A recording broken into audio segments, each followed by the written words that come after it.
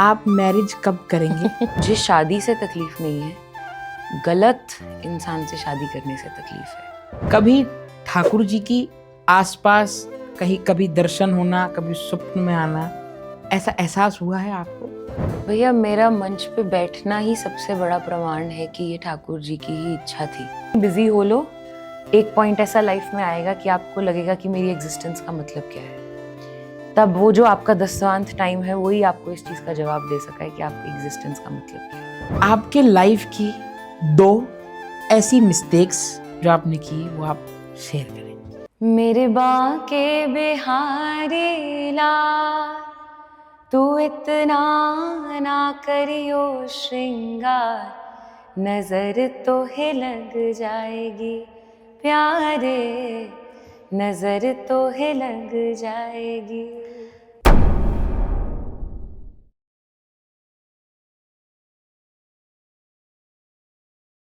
जिनके भजनों को सुनकर सच में प्राणी हो जाता है बावरा।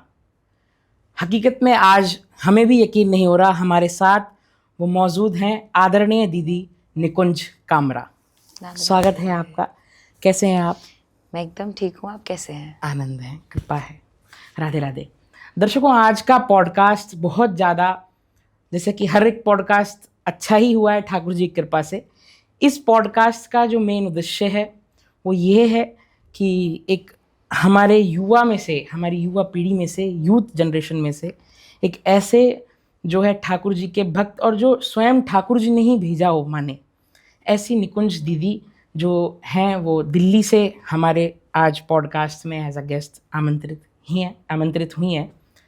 मेरा आप सभी से अनुरोध है कि ये पॉडकास्ट आप पूरा सुने, क्योंकि ये संगीतमय भी होगा, रोचकमय भी होगा। और इस पॉडकास्ट में आप जानेंगे आदरणीय पूजनीय श्री विनोद अग्रवाल जी के जो एक लाइन चली हुई आ रही है शुरू से, उसमें से हमारी दीदी जी निकली हैं।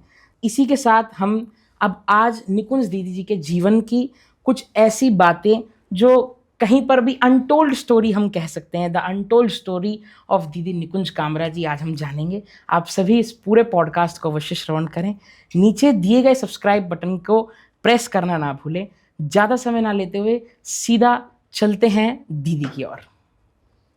तो दीदी, जैसे कि आपके जीवन की शुरुआत एक भजन से हुई, ओ मेरे बांके बिहारी लाल जी, हम उसको आज भी सुनते हैं और बहुत सारे उस पर व्यूज़, फॉलोवर्स, सब्सक्राइबर्स, भाव प्रभाव पे आज वो सबसे ज़्यादा हाईएस्ट अगर हम बोलेंगे तो वो टॉप पे इस टाइम चल रहा है।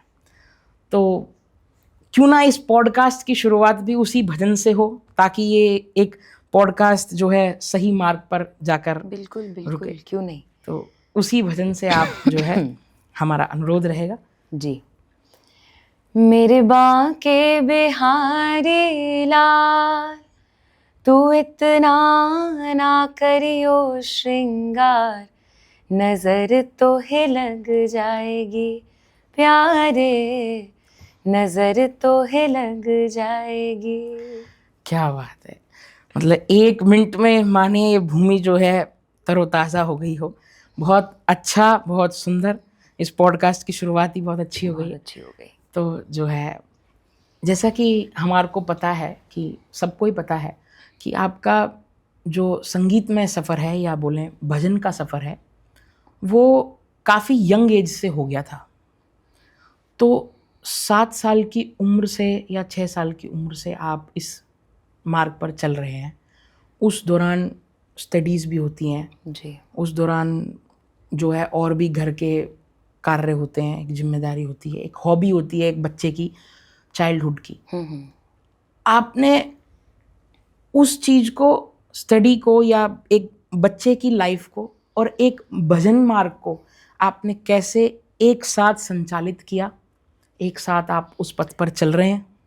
जी भैया, ऐसा रहता है, देखिए इसमें बहुत बड़ा रोल पेरेंट्स का होता है। वाह। क्योंकि आप तो बच्चे हैं, आप क्या जानते हैं कि आप को कैसे बैलेंस करनी है अपनी लाइफ, या अध्यात्म भी ज़रूरी है या पढ़ाई भी ज़रूरी है।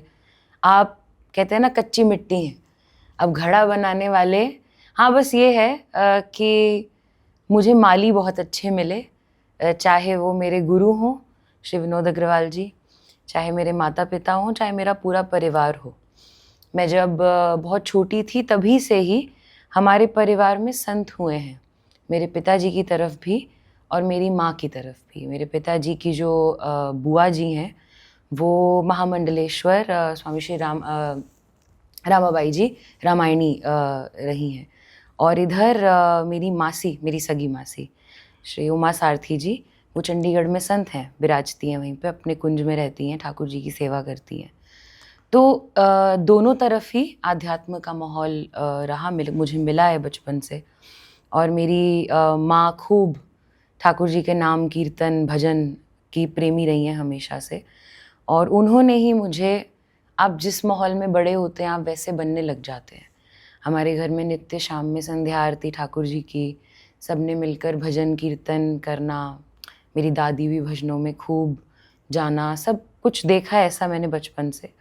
और उसी माहौल के कारण अब जैसे जैसे मैं बड़ी हो रही थी तब साथ साथ पूज्य विनोद जी का भी सानिध्य मुझे मिलता चला गया। मैं उनकी शक्ति उन्हें ठीक से जानती भी नहीं थी, सच बताऊं। जब ऐसा कई बार होता था, मैं स्कूल से घर आती थी जब मैं फर्स्ट सेकंड में थी और वो घर पे होते थे, तो मेरे लिए तो एक घर का मेंबर था कि ये कई बार घर पे आते हैं, घर पे बैठे होते हैं। जब मैं स्कूल से आती हूँ तो मेरा काम होता था बैग पटक के जाके फटाफट से गोद में बैठ जाना कि अरे आज तो विनोद अंकल आए हैं, ऐसा होता था। पता नहीं था कि क्या शक्ति थी या ऐसी क्या बात थी। तो मुझे लगता है उस संग का प्रताप है जो बचपन से भजन कीर्तन में रुचि बनी। जहाँ तक बात है एक बच्चे की लाइफ का, तो जैसे मैंने कहा ये पेरेंट्स पे का रोल बहुत होता हाईली है। डिपेंड करता है। बच्चे को इतनी अकल नहीं होती कि उसको कैसे दो लाइफ्स बैलेंस करनी है। मेरे माता पिता ने इस चीज़ का पूरा ध्यान रखा है हमेशा से, चाहे कीर्तन में भी, और वो रुचि थी, कोई कंपल्शन नहीं होता था कि आज कीर्तन है तो तुम्हें चलना है या तुम्हें भजन गाना है। ये अपनी रुचि या कह लो पुराने संस्कार, पूर्व जन्म की कोई ठाकुर जी की कृपा कह लो, कुछ भी कह सकते हो उसको, उस वजह से रुचि अपनी उसमें बनी। पर मम्मी पापा ने ये ज़रूर इंश्योर किया कि साथ साथ मेरा बचपन ना खो जाए। तो फ्रेंड्स के साथ भी इन्वॉल्व रखा, स्कूल बढ़िया से बढ़िया दिया कि आप वहाँ पर भी अपनी लाइफ जियो। पढ़ाई को भी पूरी इम्पोर्टेंस दी, ऐसा नहीं है। पर हाँ, ये बहुत हद तक बड़ों का रोल रहता है एक बच्चे की लाइफ में, और मैं बहुत ब्लेस्ड हूँ इस मामले में, बहुत ग्रैटिट्यूड है इस चीज़ को लेकर के कि मेरे बड़ों ने ये चीज़ समझी है। बहुत सुंदर। जैसा कि आपने बताया कि पूज्य बाबूजी श्री विनोद अग्रवाल जी का आपसे जो है घरेलू संबंधी था, तो हम ये जानना चाहेंगे, दर्शक भी जानना चाहते हैं कि हाँ था, मगर ये विनोद बाबूजी का आपके जीवन में कब, कैसे और कहाँ आना हुआ? मेरी माँ विनोद जी के भजन सुनती थी, अभी जब विनोद जी कीर्तन करते भी नहीं थे। आई थिंक ये बात होगी 88-89 की। माँ पूज्य डोंगरे बापा की कथा सुनने जाया करती थी, और वहाँ पर किसी ने उनको एक कैसेट दी कि आप इन्हें सुन के देखो, ये आपके जब महाराज जी का शरीर शांत हो गया, ऐसा माँ बताती है, तो माँ बहुत रो रही थी कि मैं तो इनकी कथा से ही जीवन जीती थी, अब कौन रास्ता दिखाएगा, कौन मिलेगा, कौन देखेगा, इस तरह से करके बहुत विचलित थी। और उस वक्त किसी ने आकर के उनके हाथ में एक कैसेट दी और कहा कि इस कैसेट को सुन, इसमें जिसकी आवाज़ है वो महाराज जी की कमी पूरी कर देगा तेरे जीवन में। तो माँ ने आकर के जब वो कैसेट सुनी तो वो बाबूजी की कैसेट थी। तो उसके बाद उन्होंने ढूंढना शुरू किया कि ये किसकी आवाज़ है, ये कौन है। वृंदावन भी गई, कई कैसेट वालों से पूछा कि ये कौन है, ये किसकी आवाज़ है, मुझे बता दो। किसी एक जन ने बताया कि ऐसे बॉम्बे में रहते हैं और विनोद अग्रवाल जी नाम है। तो उन्होंने कहा कि मुझे एक बार मिलना है। और जो भी नई कैसेट, पहले तो क्या होता था, कोई कीर्तन रिकॉर्ड करके कैसेट वाला ही अपने पास रख लेता था, उसी की कॉपीज़ बना करके वो बेच देते थे। तो वैसी कॉपीज़, मतलब ऐसा होता था कि हर महीने वृंदावन जाके बस इसलिए जानना है कि अगली कैसेट कौन सी आई है, वो दे दो मुझे। और खूब सुना। और 94 जब मैं जस्ट पैदा ही हुई थी, तब माँ को फ़ोन आया वृंदावन से, मैं जिन अपनी मासी का जिक्र कर रही थी उनका, कि जिनको तू सुनती है वो वृंदावन आए हुए हैं, तो तेरे को मिलना है तो तू आ जा। तो मेरी माँ और पिताजी वृंदावन गए, वहाँ फोगला आश्रम में बाबूजी जूतों की सेवा कर रहे थे बाहर। वाह। तो उन्होंने बोला कि ये हैं। तो जाकर के माँ ने बोला कि मतलब अपनी बात करी, जो भी कह लो। तो मेरे लिए तो बचपन से, मैं जब से बड़ी हो रही हूँ, जब से मैंने होश संभाला है, मैंने उन्हें घर में देखा है, एक पारिवारिक संबंध के तौर पे या जैसे भी। और उन्होंने ही, कह लो ना, मैंने बोला ना माली बहुत बढ़िया मिल गया। माली अच्छा हो तो पौधा उग जाता है, अच्छे उसमें फल भी लग जाते हैं, फूल भी लग जाते हैं, लेकिन काम माली को करना है। अब जो पौधा है उसे क्या पता, वो तो बीज है, पड़ गया, अब उसे तो कुछ भी नहीं करना। जो करना है ठाकुर जी को करना है, गुरु जी को करना है। सो उन्होंने किया। इस बात में कोई दोहराई नहीं है कि आपका जो कंठ है वो साक्षात जो है उसमें माँ सरस्वती विराजमान है। मगर क्या है कि जब फैमिलियर हैं, सब हैं, ये आपको कब से पता चला कि मुझे, मेरे अंदर एक ऐसा हॉबी है सिंगिंग की या म्यूज़िक की जिसमें मैं खुद से जाना चाहती हूँ, या आपको किसी ने उसमें ढाला? क्योंकि क्या है, हर किसी का कंठ अच्छा हो ये उसको पता नहीं है, ये कोई दूसरा ही बता पाएगा कि आपका कंठ अच्छा है। तो भजन की तरफ ही आपका जो है जुड़ाव हुआ। मैंने बताया ना, जैसे संध्या आरती होती थी घर में, हाँ। तो उसमें मेरे दादा गुरुजी स्वामी श्री मुकुंद हरि जी महाराज, उनकी एक प्रार्थना है, श्री कृष्ण प्यारे मेरे मन के राजा, बहुत हो चुकी अब तो बिगड़ी बना जा। तो वो प्रार्थना हम नित्य उसमें गाते थे। तो मैं तो उतली ही, चाहे ज़ुबान में सही, पर मुझे वो याद थी पूरी प्रार्थना। तो एक दिन ऐसे ही बाबूजी रात में घर विश्राम के लिए आए हुए थे, और माँ ने बोला कि ये बड़ी अच्छी प्रार्थना सुनाती है। तो उन्होंने बोला अच्छा सुना मुझे। तो मैं वैसे ही उछलती कूदती, अपनी, पता नहीं सही भी गाया होगा, क्या किया होगा भगवान जाने। तो मैंने वो प्रार्थना जब गाई उनके सामने, तो उन्होंने मेरी माँ से कहा कि मुझे ऐसा लगता है इसे गॉड गिफ्ट है, आप इसके लिए टीचर ढूंढो, म्यूज़िक का टीचर ढूंढो और इसको तराशना शुरू करो। अब से करोगे तो आगे जा कर के बहुत अच्छा करेगी, मैं ऐसा देख पा रहा हूँ कि इसमें गॉड गिफ्टेड कुछ है, आप करो। तो माँ को तो वैसे ही बहुत शौक था, क्योंकि वो खुद भी गाती हैं। तो उन्होंने फिर टीचर ढूंढा मेरे लिए। अब होता है ना, कई बार चीज़ें अलाइन कर जाती हैं किसी के कहने से ही। दूसरे ही दिन कोई टीचर भी मिल गए, उनको घर पे बुलाना शुरू कर दिया। मैंने संगीत सीखना शुरू किया, पहले हारमोनियम बजाना सीखा, फिर संगीत की शिक्षा ली, जितनी भी ठाकुर जी की कृपा से ले सकी। और बस फिर उसी तरह से इस लाइन में आगे बढ़ गए। जी। तो वो कब, क्या एज और क्या कौन सा स्टेज था ये जब? बात होगी आई थिंक जब मैं 4, साढ़े 4, 5 साल की थी। 4 साल। और उसके बाद कई बार, जैसे हम लोग बाबूजी के संग में कीर्तनों में जाते थे, कहीं कहीं जाना आना होता था, तो आप उनका स्वभाव जानते हो, वो हर किसी को मौका देते थे। तो उन्होंने एक बार मुझसे कहा कि स्टेज पे गाएगी। अब वो बच्चा बुद्धि को क्या पता, मैं तो हाँ जी गाऊंगी, कोई दिक्कत नहीं है।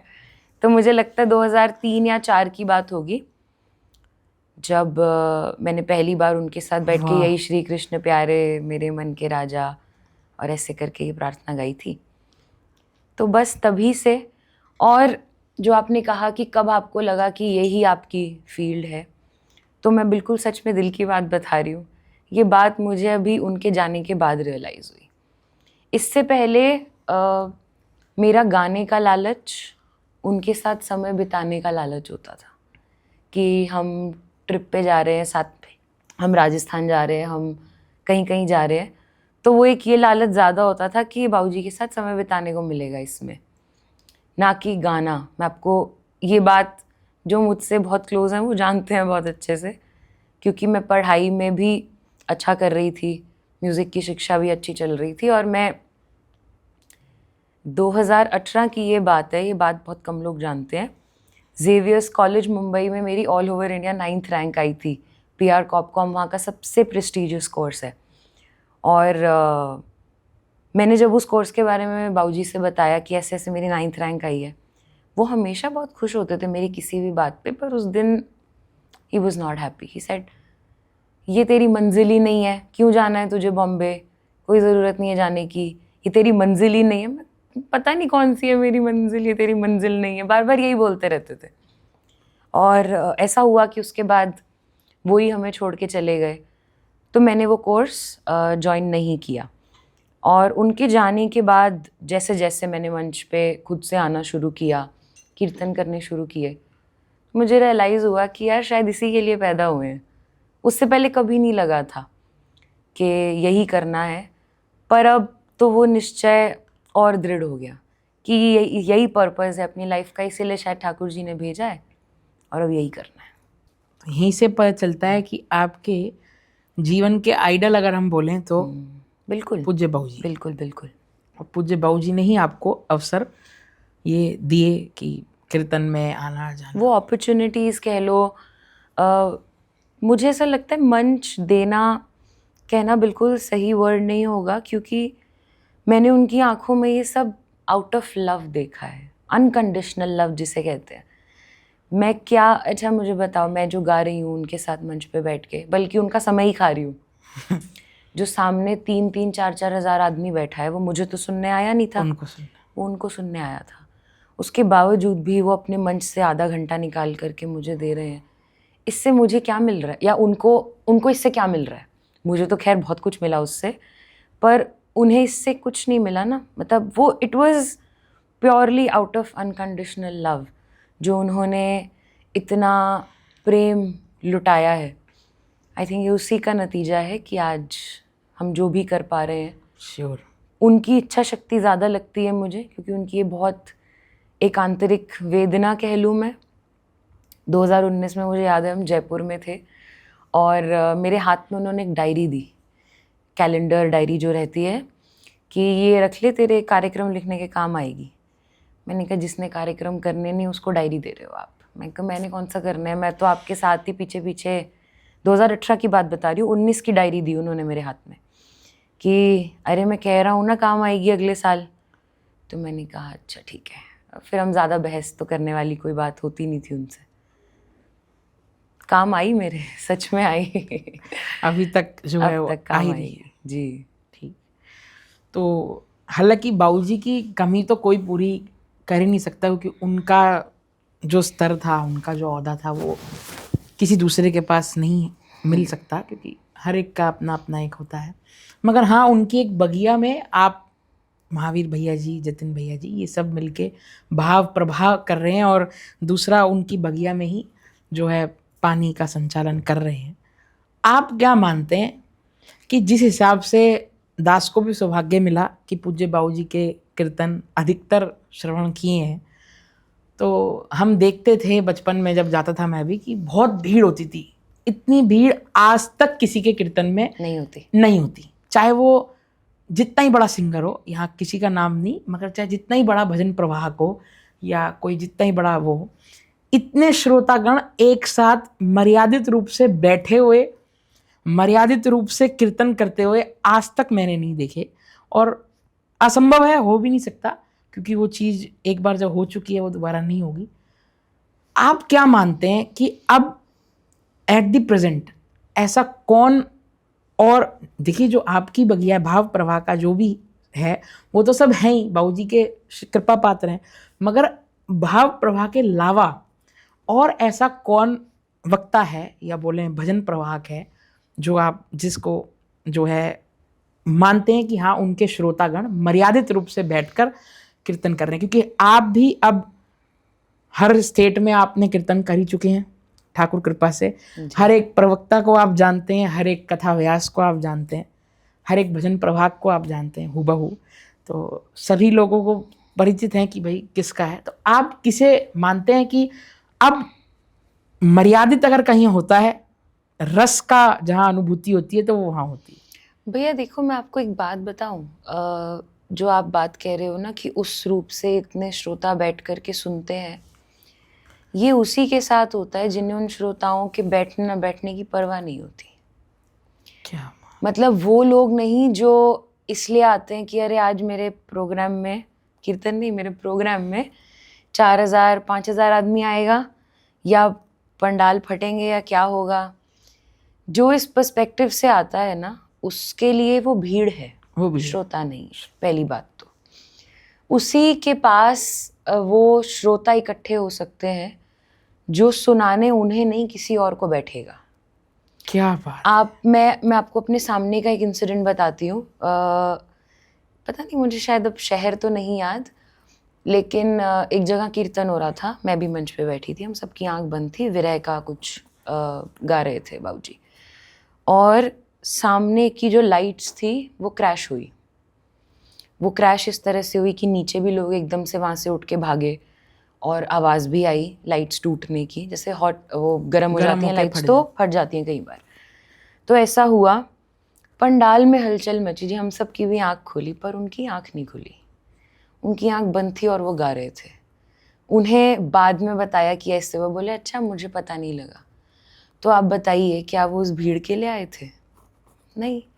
वो जब बैठे तो उन्होंने जिसे सुनाना था उसको सुना रहे थे, और वो सुन भी रहा था, तभी उनकी आंख बंद थी। तो मर्यादित रूप से कौन कर रहा है कौन नहीं कर रहा है, मैं आपको सच बताऊं, भीड़ इतना मैटर नहीं करती। जैसे आज हम भी बैठे हैं, अगर वहाँ पे बैठा भी है 50,000 आदमी और उनके जीवन में कोई परिवर्तन ही नहीं आ रहा भजन तो से, फायदा नहीं, तो उसका कोई मतलब नहीं है। लेकिन हाँ, अगर एक व्यक्ति भी उठ करके ये बोलता है कि मेरी ज़िंदगी बदल दी आपने, तो मतलब समझ में आता है कि चलो ये एक श्रोता बना आप, और आपका भी नहीं, ठाकुर जी का ही बना। तो गुणगान तो आप ठाकुर जी का गा रहे हैं। अब अगर मैं मंच पे बैठ करके कोई गाना गाऊं तो कितने देर बैठा लूँगी किसी को? नाम गा रहे हैं इसीलिए बैठे हैं वो भी। तो मर्यादित रूप से बैठना ना बैठना, ये सामने वाले गाने वाले के साधना पे डिपेंड करता है, ना कि जनता के या सोशल मीडिया के प्रभाव से डिपेंड करता है। बैठने वाले तो कई जगह बैठ रहे हैं आजकल, आप देखो कहाँ लाखों लाखों की भी भीड़ कथाओं कीर्तनों में आ रही है, पर ये आपकी, इसमें आपकी साधना मैटर करती है। मैं आपको कल की बात बताती हूँ। कल मैं पूज्य विनोद बाबा जी का एक सत्संग श्रवण किया मैंने कल शाम में, और उन्होंने बस इतना बोला, मेरो मन, लग्यो बरसाने में तक भी नहीं गए वो, उन्होंने मेरो मन बोला और ऐसा लगा आंख बंद करके बस पहला आंसू टपक गया। अब मेरो मन में क्या बात है? कुछ भी नहीं है, पर ये गाने वाले की साधना पे डिपेंड करता है। भीड़ इकट्ठी ना करना कुछ नहीं है। मैं आज कीर्तन करूं, मैं पूरे दिल्ली में होर्डिंग लगा देती हूँ, कुछ पैसे खर्च करके, बहुत भीड़ आ जाएगी, उससे फ़र्क नहीं पड़ता। आप अपनी साधना की बात करो, सामने वाला तो is just a reflection of who you are. आप जो हो उसका रिफ्लेक्शन है सामने वाला, तो आप अपने पे काम करो, वो सब चलता रहता है, उससे मुझे इतना फ़र्क भी नहीं पड़ता, सच बता रही हूँ। जैसे मतलब एक जनरल बात की, जैसे प्रेमानंद जी महाराज हैं या विनोद बाबा जी हैं, मुरारी बापू जी हैं, आप इन सब के सामने कभी आप कथा कीर्तन से अलग जा कर के बैठो, तो ऐसा मेरा अनुभव है कि मैं ऐसे महापुरुषों से आँख नहीं मिला पाती, मतलब उनकी आँखों में इतना तेज होता है। आज जो आप हम प्रेमानंद जी महाराज के सामने जो भीड़ देख रहे हैं, सब लोग उस चीज़ से प्रभावित होते हैं, पर आप देखो, आप कभी उनकी बातें सुनो, प्रेम के अलावा दूसरी कोई चीज़ ही नहीं है। चाहे वो कोई कभी नाम जप ना करा हुआ व्यक्ति आ जाए, चाहे वो कोई बड़ा से बड़ा संत आ जाए, चाहे कोई महामंडलेश्वर आ जाए, चाहे कोई बच्चा आ जाए, चाहे कोई बूढ़ा आ जाए, चाहे ब्रजवासी आ जाए, चाहे दिल्ली वासी चला जाए या कहीं का भी वासी चला जाए, वो कैसे बाहें फैला के सबका स्वागत करते हैं। तो जो प्रेम उन्हें मिल रहा है वो उनके अंदर उमड़ता हुआ सैलाबी तो है, it's just a reflection of जो उनके अंदर प्रेम है, वही उन्हें सामने से मिल रहा है। आजकल लोग उसे लॉ ऑफ अट्रैक्शन बोल देते हैं कि आप जो हो वही आपके जीवन में आएगा। आप प्रेम हो जाओ, आपके जीवन में प्रेम ही प्रेम है, पर पहले खुद पे काम करना चाहिए, ऐसा मेरा मानना है। बहुत सुंदर। तो हालांकि ये सब बातें तो अगर हम बोलें प्रोफेशनल लाइफ से हो गई रिलेटेड, या जो है प्रेम संबंध से हो गई, अगर हम बात करें पर्सनल लाइफ में, तो क्योंकि युवावस्था है और जो है हर एक जीवन का अपना एक लक्ष्य होता है। आपका भी कुछ लक्ष्य होगा निश्चित रूप से। हर कोई, कितने भी पॉडकास्ट होते हैं या कितने भी जो है ऐसी वार्तालाप होती हैं, उसमें ऐसे युवा दर्शकों को एक सवाल जो है मन में उठता है। नीचे कमेंट में लिखा आता है, दीदी आप मैरिज कब करेंगे? दीदी आपका कोई शादी का विचार है? तो उन ऑडियंस के लिए आप एक आंसर, हालांकि दास का ये प्रश्न नहीं है, उन ऑडियंस के लिए आप अपना आंसर ये रखें। आप मानेंगे मैंने एक बार चेक करवाया था most googled questions about some people, ऐसे करके कुछ मुझे, क्योंकि मैं इसी फील्ड से हूँ, डिजिटल मार्केटिंग से, मैंने एक बार ऐसे ही अपने ऑफिस में किसी को बोला कि एक बार चेक करके बताना मुझे। And the most googled question about me is Nikunj Kamra married? The answer is no.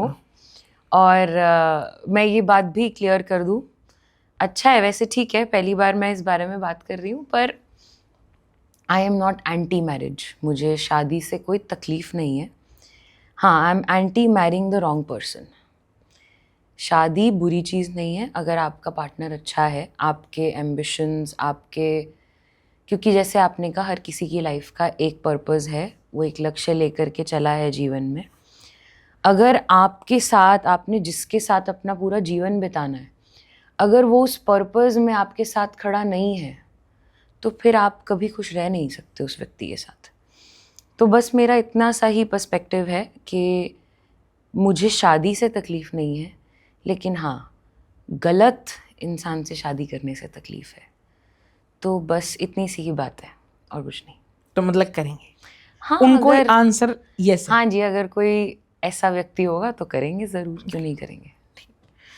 तो अगर हम बात करें पारिवारिक जन में, आपकी फैमिली के बारे में, फैमिली बैकग्राउंड, कहाँ से आप जो है, पूर्व से हर किसी का एक गांव होता है या पीछे से जो जुड़ाव है माता पिता का, फैमिली बैकग्राउंड के बारे में आप थोड़ा सा उस पर रंग डालें।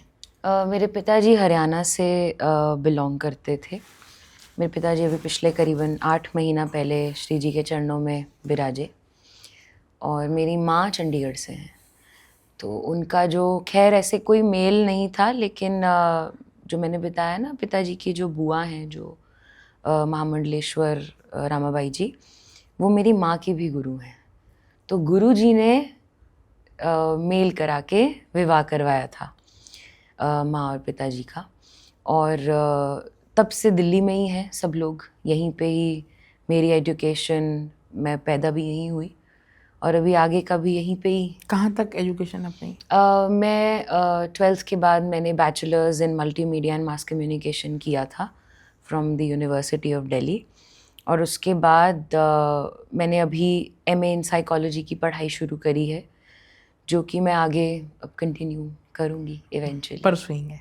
हाँ, क्योंकि एकदम कीर्तन, मैंने कहा ना 2018-19 में ये बहुत एक ज़बरदस्त मोड़ आया जीवन में, जहाँ ये समझ ही नहीं आया कि अब चलूँ कहाँ, अब पढ़ाई करूँ, क्योंकि बचपन से सोचा यही था पढ़ाई करनी है, एकेडमिक्स, और अच्छा भी कर रही थी, कोई दिक्कत वाली बात नहीं थी। पर ये जो एक मोड़ आया, अब इसको कैसे संभालें, तो ये कुछ समय लग गया अपनी लाइफ को डायरेक्शन देने में कि कहाँ जाना है, कैसे जाना है। पर अब लगता है हाँ, ट्रैक पे हैं, अब कर लेंगे जो जो करना है। बहुत सुंदर। कीर्तन में जब हम देखते हैं तो साथ में आरुषि दीदी भी जी विराजती हैं, उनसे कैसे जुड़ाव हुआ? और कीर्तन, क्योंकि पहले तो शुरू में हम देखें तो सिर्फ आप ही मंच पे रहते थे, जी जी जी। मगर एक जो है साथ में आरुषि दीदी भी हैं, तो उनसे कैसे जुड़ाव हुआ? और कीर्तन में साथ रहते हैं तो उनके साथ कैसा प्रेम है? मुझे लगता है जब से 2012-13 में जब बाबूजी वृंदावन आए थे, उससे पहले से हम लोग के परिवार आपस में परिचित हैं, क्योंकि जैसे हम उनको सुनते थे वैसे वो परिवार भी बाबूजी की सन्निधि में संकीर्तन में आते थे। लेकिन कभी ऐसा नहीं सोचा था कि संग में कीर्तन करेंगे या ऐसा कुछ संयोग बनेगा। 2019 की बात है, 15 अगस्त 2019। एक राधा रमन जी के एक गोसाई जी हैं, उन्होंने ऐसा सामने से कहा कि मुझे कीर्तन सुनना है लेकिन निकुंज और आरुषि का संग में सुनना है, ऐसे करके उन्होंने कही बात। तब मैं भी ऐसे इंडिविजुअली कीर्तन करने अभी निकली नहीं थी बाहर। उससे पहले बस एक गिरधर लाल जी का जो प्रथम उत्सव हुआ था, वहाँ पे हमने साथ में गाया था। लेकिन हाँ, एक जिसे कहते हैं एक फॉर्मल संकीर्तन साथ में करने वाली बात, वो श्री राधा रमन जी के प्रांगण में ही हुआ। वाह। पहली बार 15 अगस्त 2019 की बात है ये। और वो संकीर्तन खूब आनंद रहा, वहाँ पे खूब रसवर्षण हुआ। तो उसके बाद ऐसा कोई टर्म्स एंड कंडीशंस ऐसे बैठ करके मैंने और आरुषि ने बात करी हो कि हम चलो अब हम साथ में कीर्तन किया करेंगे, ऐसा नहीं। ऐसा कुछ नहीं है। बस वही है कि कभी कभी ठाकुर जी साथ बनाते हैं, वो ऑर्गेनिकली ही आगे बढ़ता चला गया। कृपा रही ठाकुर जी की, अभी भी बहुत अच्छा चल रहा है।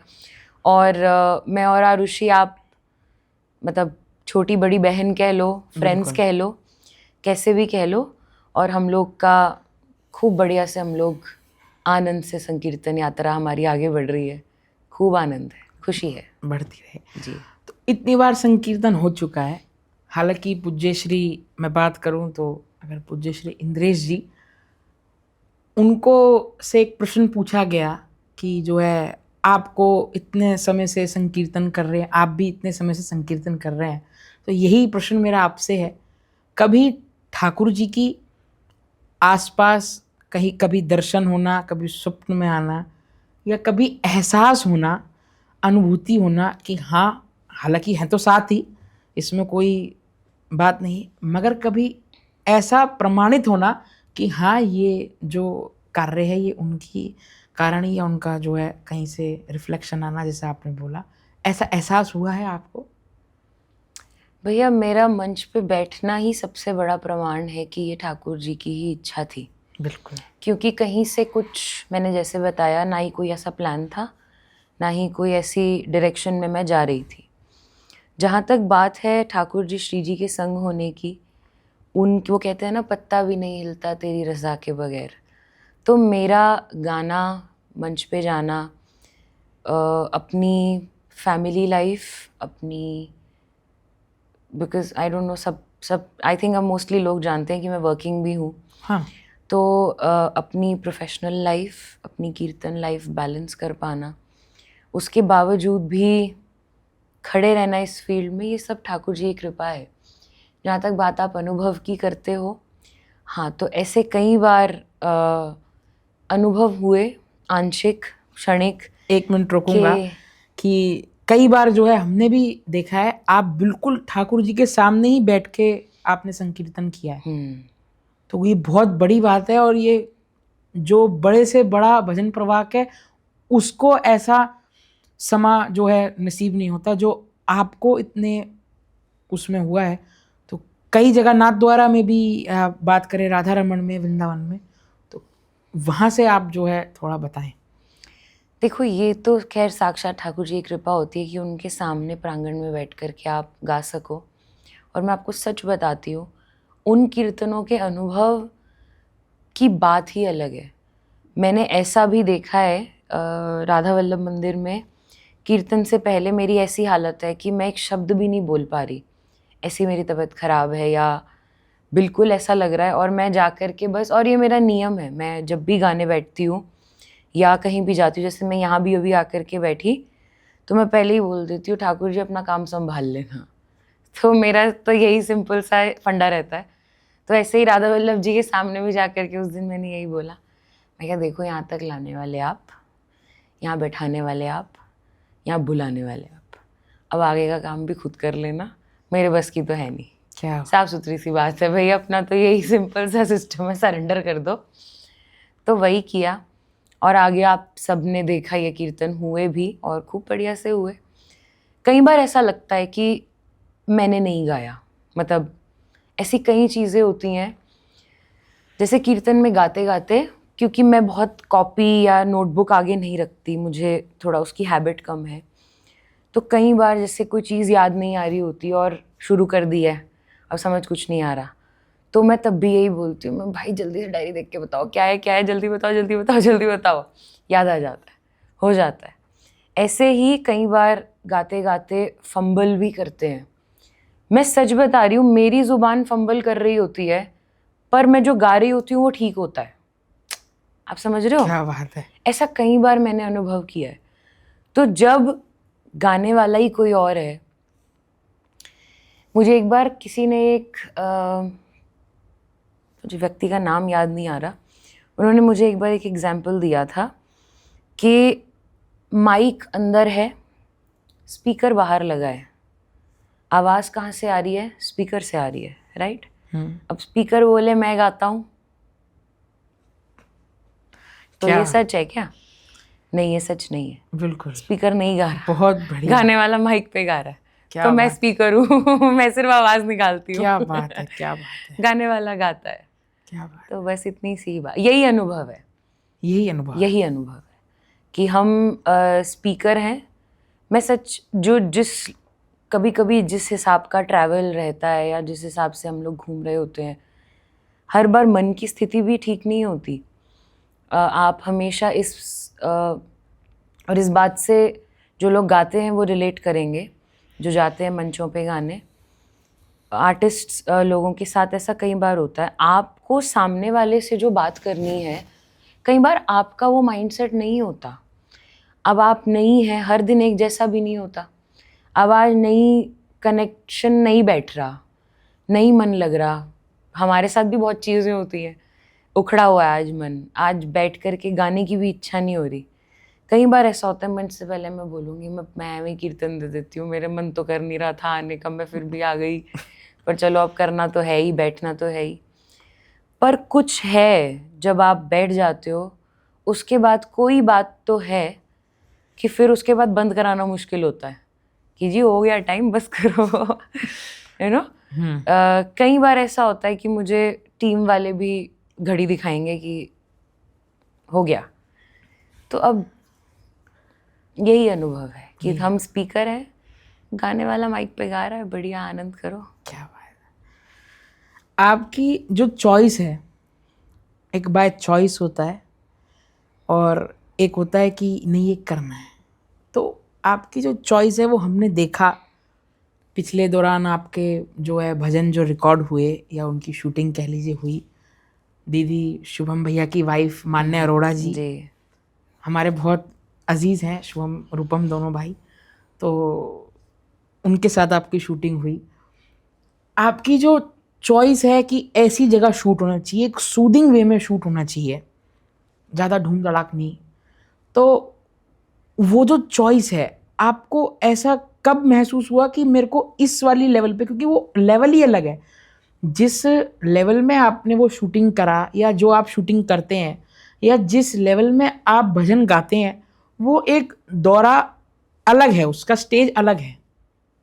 उस स्टेज तक एक जो अभी नया नया भजन प्रवाह निकला है, इस मार्ग पर चला है, उसको आप क्या मैसेज देना चाहेंगे उस मंजिल तक पहुंचने कर जहां आप पहुंचे हुए हैं?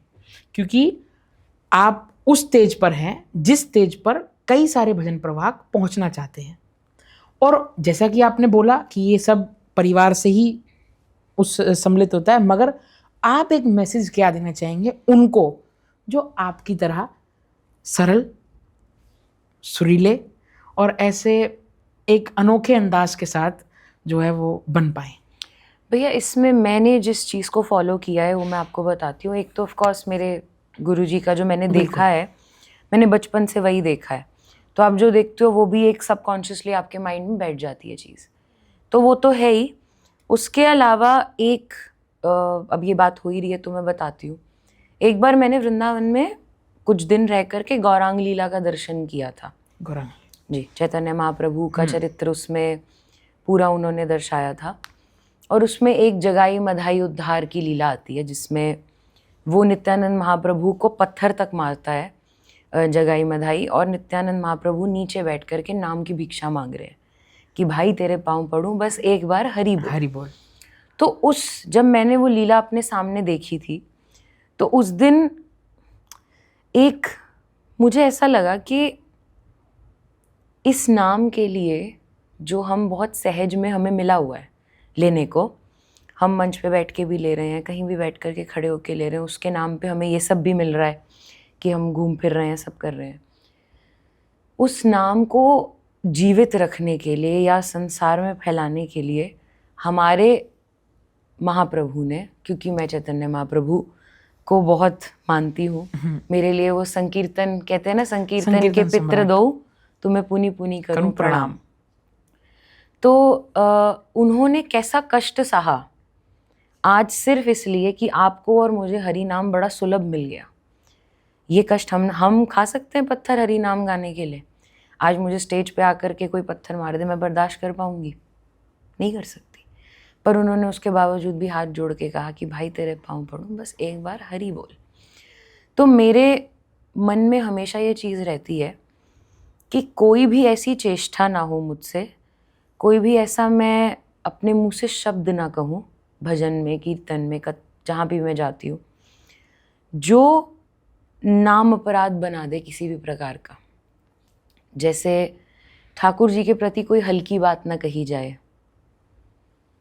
मैं कोई गलत नहीं कह रही, सब अपने तरीके लेवल पे बहुत बहुत बढ़िया चीज़ें कर रहे हैं। जैसे मैं अपने अनुभव से बताती हूँ, विनोद जी मुझे कोई भी श्री जी का ऐसा भजन नहीं गाने देते थे जैसे जिसमें श्री जी की चुनरिया की बात हो रही है, या राधा रानी तुम तो ऐसी हो या वैसी हो या ऐसे करके। एक बार मैं एक भाव लेकर के गई थी उनके पास, राधे की चुनरिया पे कुछ ऐसा था, बहुत डांट खाई मैंने।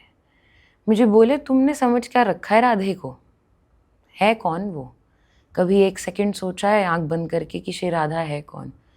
और तुम बोले चुनरिया वुनरिया सब छूट जाएगी पीछे जिस दिन जान लेगी कि श्री जी है कौन। तो मेरे को गाइडेंस भी वैसी ही मिली कि कभी कोई बस हल्की बात नहीं कहनी श्री जी ठाकुर जी के प्रति। और जहाँ तक बात है कि सिंपल शूट रखना या सरल उसको करना, देखो भैया मैंने अपने सामने देखा है लीलाओं में, जो भी लोग ठाकुर जी श्री जी का वेश धारण करते हैं, पहले तो एक उसकी सर्टेन एज है, आप एक बाल्यकाल में एक बाल स्वरूप में उसको धारण करो तो रासलीला में तो वो प्रवेश है। प्रवेश है। हम जैसे अडल्ट्स उसको नहीं कर सकते, करना भी नहीं चाहिए टू बी ऑनेस्ट। उसमें जो जो स्वरूप धारण करता है, मैंने अपने सामने ये लीला घटित होती देखी है, उनमें आवेश आता है उस स्वरूप का। मैं अपने पीछे नचा नहीं सकती उन स्वरूपों को। मतलब मेरे लिए आप सोचो कि ठाकुर अगर उसमें, जैसे आप देखोगे कोई भी जो बड़े महापुरुष हैं, चाहे मलूक पीठ वाले महाराज जी हैं, चाहे अपने प्रेमानंद महाराज जी हैं, जब रासलीला का स्वरूप उनके पास आता है, आप उनकी भाव दशा देखा करो। आंखों से अश्रु बह रहे होते हैं, गोद में उन्हें बिठा के कैसे वो दुलार कर रहे होते हैं। तो अगर वो सच में ठाकुर जी श्री जी हैं, स्वरूप है, तो फिर वो मेरे अंदर नाच सकते हैं, मेरे पीछे या मेरे आगे नहीं। उनको नृत्य करना है तो फिर मेरे हृदय के कुंज में करना पड़ेगा। फिर मैं गा रही हूँ और पीछे कोई नाचे, वो मुझे अच्छा नहीं लगता। और वो मेरी पर्सनल चॉइस है। सबकी ही यही होनी चाहिए। हाँ ऐसा सबकी यही होनी चाहिए। देखो भैया, ये what you're not changing, you're choosing। मैं नहीं मानती उस चीज़ में, इसलिए मैं नहीं करती।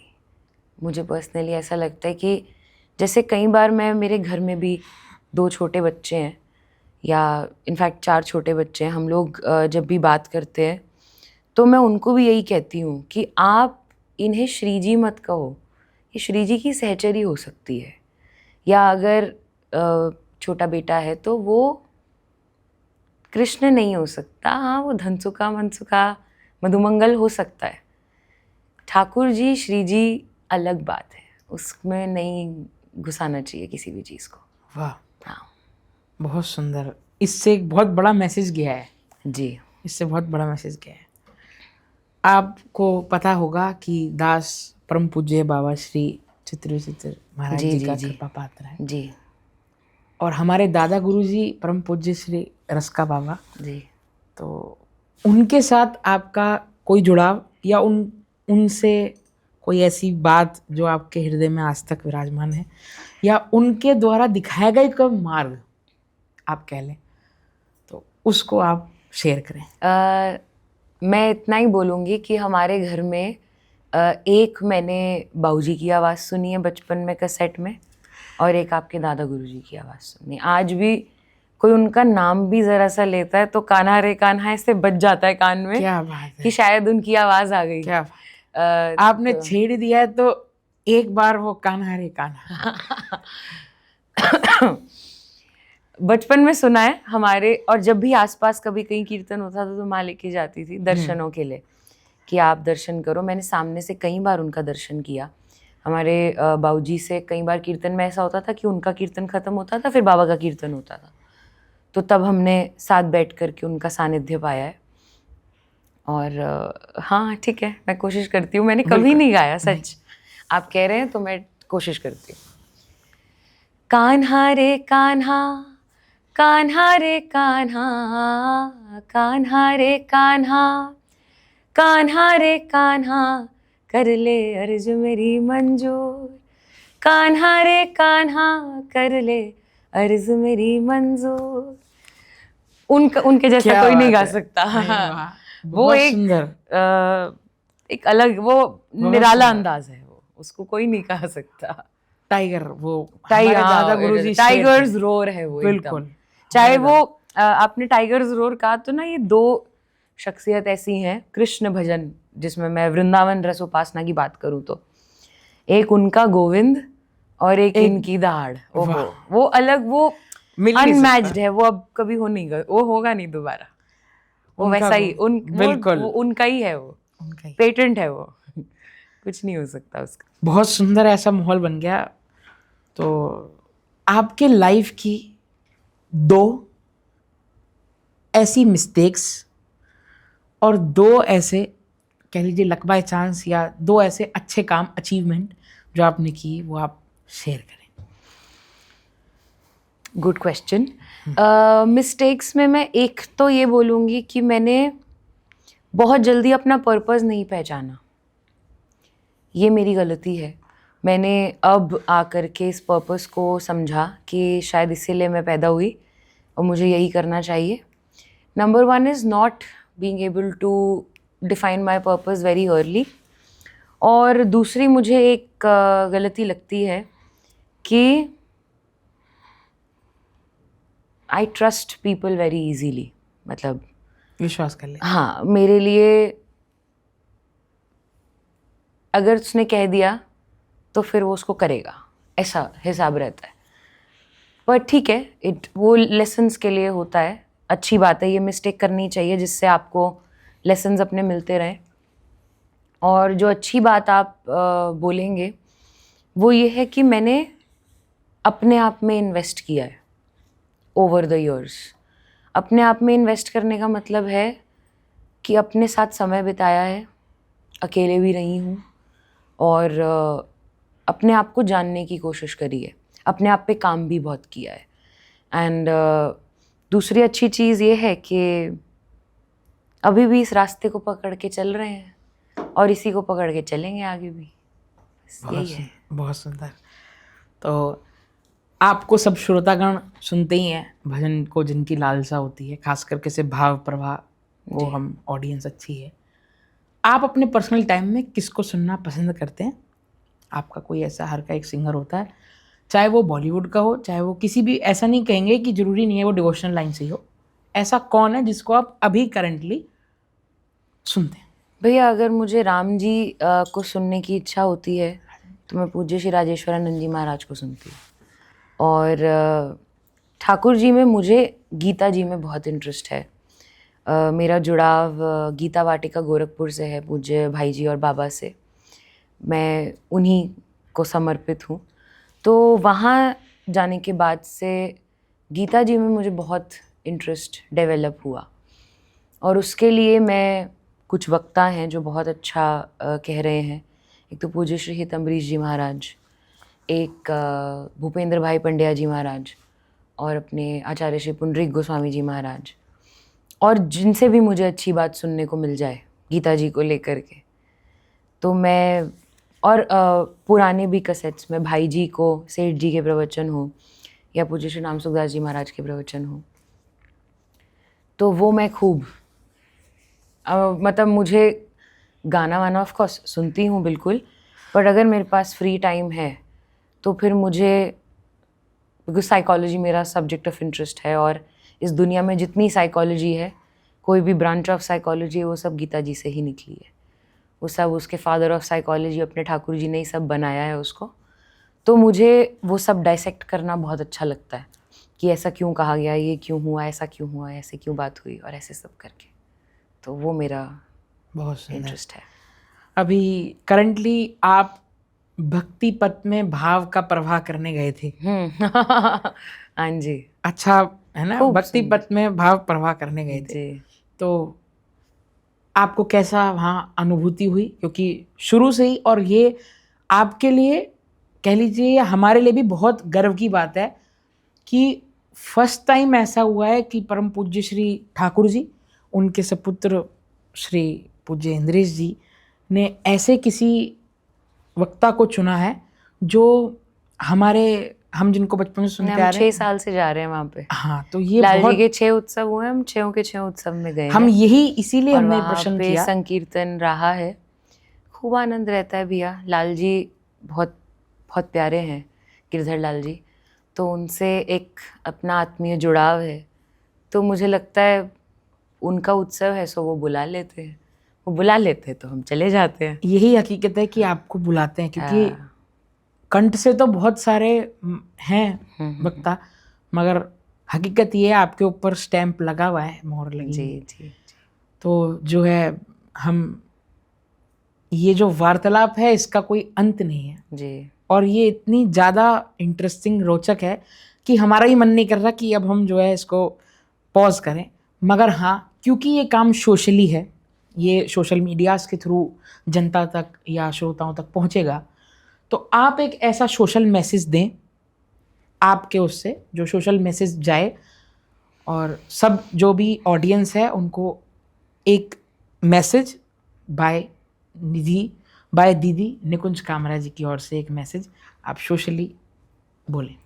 मुझे ऐसा लगता है कि आप लाइफ में कुछ भी करें, आप किसी भी फील्ड से हो, आप कोई भी काम करते हो, एक कैपेबिलिटी, हम सब में हर कैपेबिलिटी डिफरेंट हो सकती है।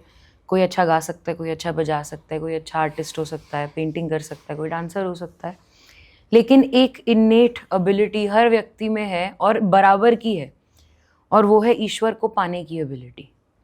हर व्यक्ति उसमें सक्षम है, कोई भी पा सकता है। और इसलिए क्योंकि ठाकुर जी ने हमें ये जीवन दिया है, तो अपनी लाइफ का कुछ क्षण, अगर आप जैसे कहते हैं ना अपनी इनकम का दसवांध निकालना चाहिए, मुझे ऐसा लगता है अपने जीवन का दसवांध निकालना चाहिए और उसको ठाकुर जी के किसी काम में भी आप समर्पित करो। हर किसी के लिए ये ज़रूरी नहीं है कि वो मंदिर में पूजा की थाल सजा के घंटी लेकर ही बैठे। स्पिरिचुअलिटी के अलग अलग डायमेंशंस हैं। अगर आपको ऐसा लगता है कि नेचर ही स्पिरिचुअलिटी है, तो आप उसकी सेवा करो, पेड़ पौधे लगाओ। ऐसे लोगों की भी बहुत ज़रूरत है जो पर्यावरण बचाने में काम करें। आपको ऐसा लगता है कि सामने वाले की सेवा ही स्पिरिचुअलिटी है, आध्यात्म है, तो अपने जीवन का दसवांध निकाल के किसी की सेवा करो। चाहे किसी एनजीओ में जाओ, आप धन से नहीं कर सकते तो तन से करो। चाहे वहाँ जा कर के आप समय बिताएं, किसी की सेवा करें, किसी ओल्ड एज होम में जाके किसी की 2 बातें सुन लें, क्योंकि उनके पास कोई बात करने को भी नहीं है। ये भी आध्यात्म का एक रूप है। और अगर आप सगुण उपासक हैं कि आप ठाकुर जी, श्री जी या राम जी या शंकर भगवान किसी को भी मानते हैं, तो अपने जीवन का दसवांध, अपने दिन का दसवांध निकाल करके उनको आप समर्पित करो। बिकॉज अल्टीमेटली आप कितने ही बिजी हो लो, एक पॉइंट ऐसा लाइफ में आएगा कि आपको लगेगा कि मेरी एग्जिस्टेंस का मतलब क्या है। तब वो जो आपका दसवांध टाइम है वही आपको इस चीज़ का जवाब दे सका है कि आपकी एग्जिस्टेंस का मतलब क्या है। तो जो भी एक्टिविटी आपको पसंद है, आपको पर्यावरण में इंटरेस्ट है, आपको ह्यूमैनिटी सर्विस में इंटरेस्ट है, आपको किसी भी चीज़ में इंटरेस्ट है, उसे ज़रूर करो। क्योंकि वो कहीं ना कहीं आपको ईश्वर के पास ही लेकर जा रही है। कुछ भी नहीं समझ आता तो अपने माँ बाप की सेवा कर लो, वो भी भक्ति का एक स्वरूप है। बहुत सुंदर। बस मैं जो है इस पॉडकास्ट को विराम तो नहीं करना चाह रहा, और शायद यही मैं सामने से होप कर रहा हूँ, मगर हाँ, मैं आप सभी से ये दावा करता हूँ कि इस पॉडकास्ट का पार्ट 2 भी बहुत जल्द आपके अपने इसी चैनल पर आएगा, क्योंकि एक ऐसे गेस्ट को आज हमने जो है ठाकुर जी ने प्रेरणा कर यहाँ पर भेजा है। और ये सच बात है ये कि जो है ये कोई आम इंसान नहीं है।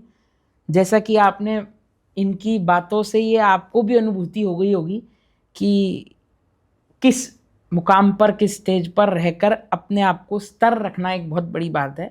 मंजिल को हर कोई पा लेता है, मगर वहाँ एक मेंटेन करना उस लेवल को, ये बहुत ज़्यादा अपने में एक बड़ी बात है। तो इस पॉडकास्ट का पार्ट 2 भी आएगा। आप सभी उसके लिए भी जो है आप जुड़े रहें। To be continued in next part में बोलूँगा इसको। मैं ये नहीं बोलूँगा कि आज का पॉडकास्ट में विराम कर रहा हूँ, मैं ये बोलूँगा to be continued in the next part. Continue in the next part वो कहाँ से होगा? एक लाइन जो है आप गुनगुनाकर इस पॉडकास्ट को अगले पार्ट 2 की तरफ शिफ्ट करें। वो आपकी इच्छा है, आप कब करें कब नहीं। हाँ, मगर इतना ठाकुर जी ने बुलवा दिया है कि इसका पार्ट 2 भी आएगा, क्योंकि हम एक ऐसे वक्ता के सामने बैठे हैं जिसका कोई अंत ही नहीं है, जिसका पूर्ण विराम ही नहीं है। हर का हमने लिए बहुत सारे, मगर उसका सबका पूर्ण विराम हुआ। आज ये दूसरा पॉडकास्ट है जिसका विराम नहीं है, ये कंटिन्यूड नेक्स्ट पार्ट है। तो आप एक लाइन गुनगुना कर और इस पॉडकास्ट को आज के लिए विराम दें। तो ठीक है, मैं वही कह देती हूँ जो मेरे जीवन का लक्ष्य है, जो प्रार्थना मेरी सदैव रहती है, तो वही लाइन मैं कह देती हूँ। श्यामा श्याम सदा हमको प्यारे रहे, हम उन्हीं के रहे, वो हमारे रहे। बस इतनी सी बात है। वाह, वो हमारे रहे, हम उनके रहे। बहुत सुंदर। नीचे दिए गए लाइक बटन को आप प्रेस करना ना भूलें। हालांकि मैं ये विश्वास से कह सकता हूँ आपको बहुत अच्छा लगा होगा। सब्सक्राइब को बटन दबा दें, क्योंकि इसका नेक्स्ट पार्ट भी इसी चैनल पर आएगा। और दीदी के ऑफिशियल चैनल भाव प्रभा को भी आप सब्सक्राइब करें। इसका लिंक भाव प्रभा का हमने डिस्क्रिप्शन में दे रखा है। आप सभी से अनुरोध कि इस वीडियो को लाइक करें और खूब जितना ज़्यादा हो सकता है शेयर करें, जिससे कि जो है इस भाव प्रभा को कोई रोक ना पाए। रोकने वाला तो कोई है भी नहीं। आप इसको खूब शेयर करें, खूब अपना प्यार बरसाएं। आपका आशीर्वाद यूं ही दास पर बना रहे। अगले पॉडकास्ट में मिलते हैं इन्हीं भावों के साथ। तब तक के लिए जय जय श्री राधे, श्री हरदास, जय श्री श्याम।